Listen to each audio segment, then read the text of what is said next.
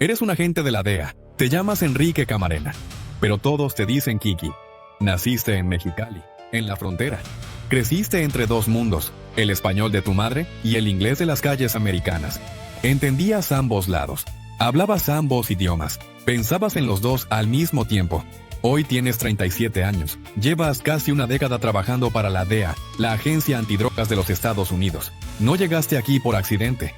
Antes fuiste marine. Después policía en Calexico. Luego agente federal. Cada paso fue una decisión consciente. Cada ascenso ganado con sudor.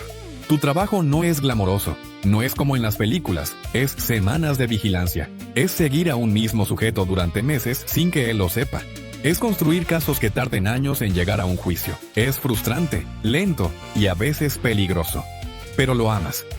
Lo amas porque sabes exactamente para qué sirve. Un martes por la mañana tu jefe te llama a su oficina. No es una reunión de rutina. Lo sabes por la forma en que te lo dice. Sin correo previo, sin agenda. Solo un Camarena. Pasa un momento. Entras. Él está de pie frente a la ventana. Te señala la silla frente a su escritorio y se sienta. Kiki, llevamos meses evaluando tu rendimiento. Tus últimos 3 casos fueron impecables. Cerraste operaciones que otros agentes no pudieron en años. Escuchas. No dices nada todavía. Hay una asignación nueva. Es en México. Guadalajara. Necesitamos a alguien que hable el idioma, que entienda la cultura, que pueda moverse sin levantar sospechas. Creemos que eres el hombre indicado. Sientes algo moverse en tu pecho. No es miedo. Es otra cosa. ¿Cuándo? Preguntas. En 30 días. Esa noche llegas a casa y le cuentas a Mika, tu esposa. Ella te mira un momento en silencio. Luego preguntas si estás seguro. Le dices que sí. Lo que no le dices es todo lo que ya sabes sobre lo que está pasando en México. Porque lo que está pasando en México en 1984 no es un problema pequeño. Es el cártel de Guadalajara. Y el cártel de Guadalajara en ese momento no es solo una organización criminal. Es casi un gobierno paralelo. Tiene rutas de exportación de cocaína y marihuana que van desde Colombia, atraviesan México y llegan directo al mercado estadounidense. Tiene protección policial en varios estados. Tiene contactos dentro de la Dirección Federal de Seguridad, la DFS, que en teoría es la agencia de inteligencia del gobierno mexicano, pero que en la práctica tiene elementos completamente corrompidos. Los nombres que aparecen en tus archivos son pocos pero pesan mucho. Miguel Ángel Félix Gallardo. Le dicen el padrino. Es el arquitecto de todo. El hombre que tomó rutas dispersas y las convirtió en una red. Inteligente, discreto, conectado. No es el tipo que dispara. Es el tipo que decide quién dispara. Rafael Quintero. Completamente diferente. Impulsivo, violento, millonario a los 30 años gracias a plantaciones enormes de marihuana en el estado de Chihuahua en un rancho que se llama El Búfalo, donde trabajan miles de campesinos bajo condiciones que nadie en Estados Unidos imagina. Ernesto Fonseca Carrillo. Don Neto. El mayor veterano. El que pone orden cuando los otros se descontrolan. El que tiene los contactos más antiguos con la policía mexicana. Lees esos nombres una y otra vez antes de dormir. Llegas a Guadalajara en enero de 1984. La ciudad te recibe con un calor seco y un tráfico que nunca para. Es una ciudad grande, moderna, con avenidas anchas y mercados ruidosos. A primera vista no parece el centro de nada oscuro. Eso es exactamente lo que la hace peligrosa. Tu cobertura es discreta. Trabajas desde el consulado americano como parte de la oficina de la DEA en México. Tu misión oficial es recopilar inteligencia. Tu misión real es entender cómo funciona la red desde adentro, quién mueve qué, por dónde y con la protección de quién. Los primeros meses son de observación pura. Aprendes las calles, aprendes los nombres, aprendes a distinguir qué policías están comprados y cuáles todavía no.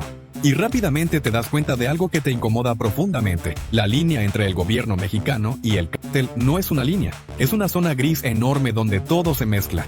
La Dirección Federal de Seguridad, la DFS, es el ejemplo más claro. Es una agencia que debería combatir el crimen organizado, pero varios de sus elementos no solo protegen al cártel de Guadalajara, le dan credenciales, le dan identificaciones oficiales a los operadores del cártel para que puedan moverse libremente por el país sin ser detenidos. Un traficante con credencial de la DFS en el bolsillo es prácticamente intocable. Eso lo documentas, lo reportas, lo subes a tus superiores, pero hay algo más grande que empieza a tomar forma en tus informes. El rancho El Búfalo. Empiezas a escuchar ese nombre en conversaciones interceptadas, en testimonios de informantes, en reportes de movimientos de camiones en el estado de Chihuahua. Algo está pasando en el desierto del norte de México, y es algo de una escala que nadie había visto antes. Tardas meses en armar el rompecabezas completo, pero cuando lo armas, lo que ves te deja sin palabras. El rancho. El Búfalo no es un rancho normal, es una operación industrial. Miles de hectáreas en el desierto de Chihuahua, todas sembradas con marihuana. No estamos hablando de plantaciones pequeñas escondidas entre montañas. Estamos hablando de campos abiertos, organizados en filas perfectas, irrigados con sistemas de riego sofisticados, trabajados por miles de campesinos, muchos de ellos traídos de otros estados bajo promesas de trabajo, sin saber exactamente en qué se estaban metiendo. Las estimaciones que manejas internamente hablan de entre 5 y 10 mil toneladas de marihuana. Una cifra que en ese momento no tiene precedente en la historia del tráfico. Todo eso es de Rafael Caro. Pero el hombre tiene menos de 30 años y ya maneja una operación que genera cientos de millones de dólares al año. No vive escondido. No se mueve con miedo. Se mueve con arrogancia, fiestas, propiedades, aviones privados y una red de protección tan gruesa que se siente invencible. Y en cierta medida, en ese momento, lo es. Porque el Búfalo no existe en secreto. Existe con permiso. Las autoridades locales de Chihuahua saben que está ahí.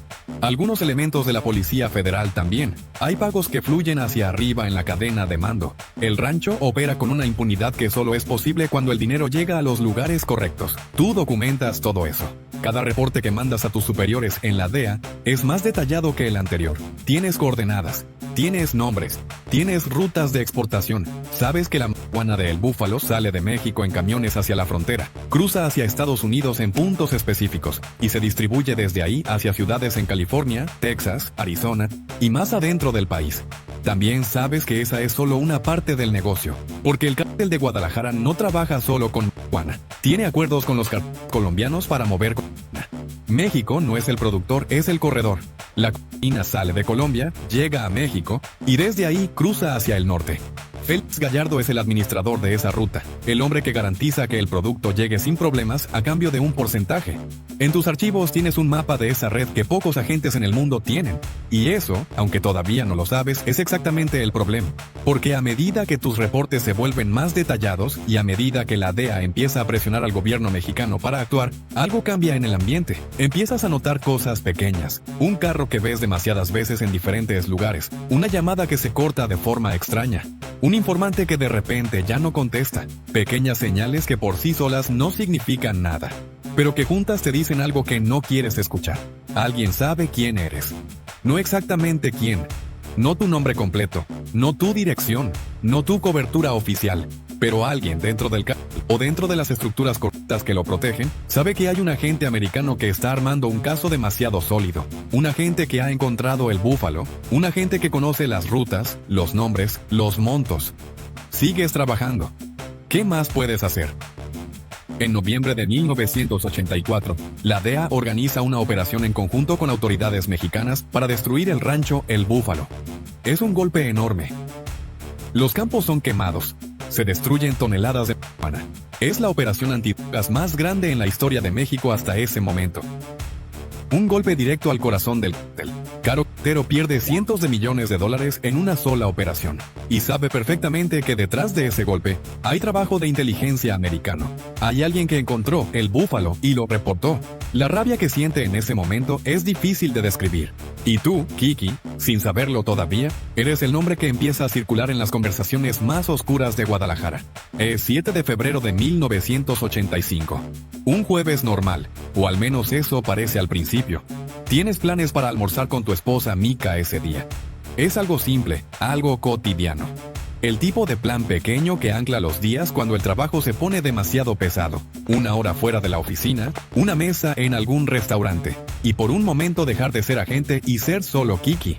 Saliste del consulado americano en Guadalajara cerca del mediodía. El sol de febrero en Guadalajara no quema como en verano, pero calienta lo suficiente. Las calles están llenas de gente normal, vendedores, estudiantes, familias. El tipo de escena que te recuerda por qué amas este país. ¿Por qué cuando te ofrecieron esta asignación dijiste que sí sin dudarlo demasiado? Caminas hacia tu carro. No llegas.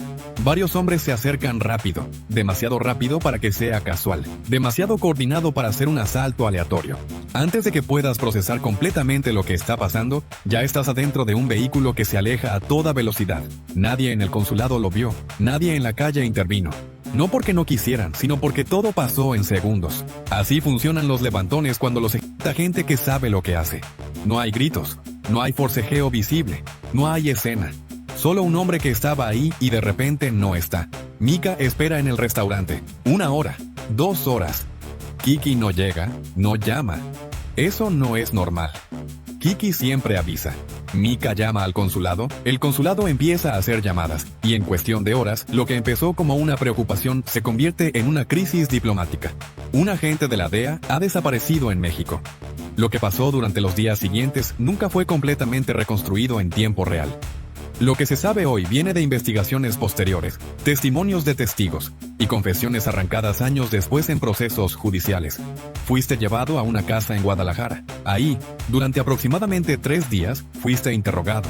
Los hombres que te tenían querían saber exactamente lo que habías reportado, a quién y cuántos sabían tus superiores.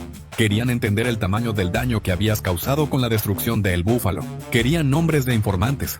Rafael Quintero estuvo presente. También hay evidencia de que Ernesto Fonseca, Don Neto, estuvo involucrado en la operación.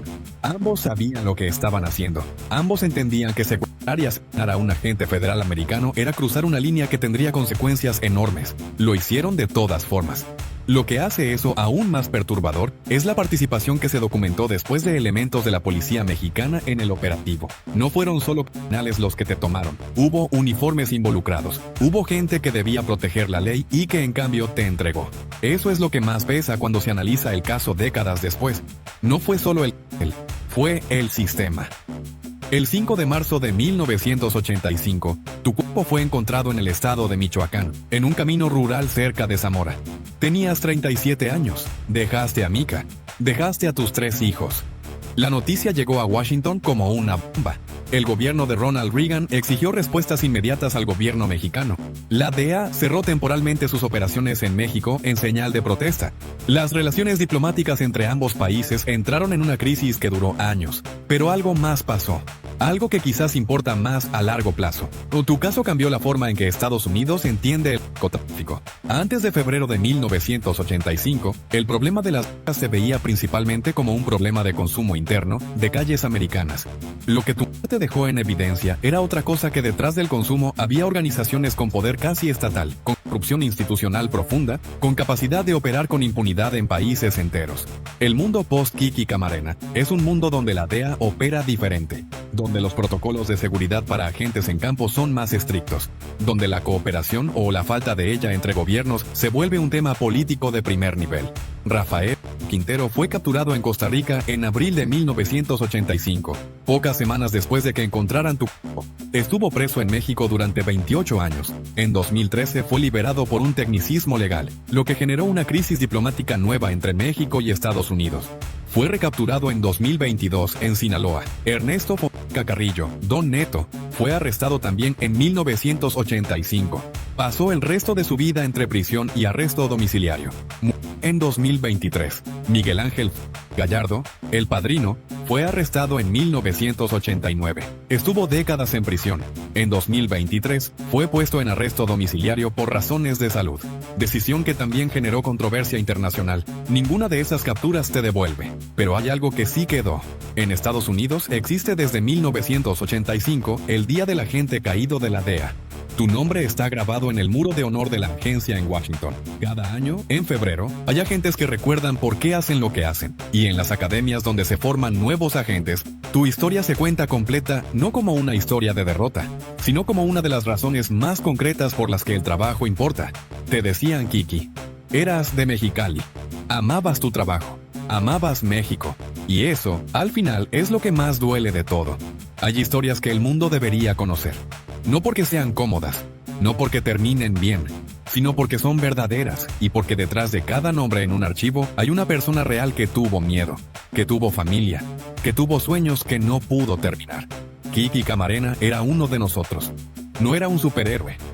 No era invencible.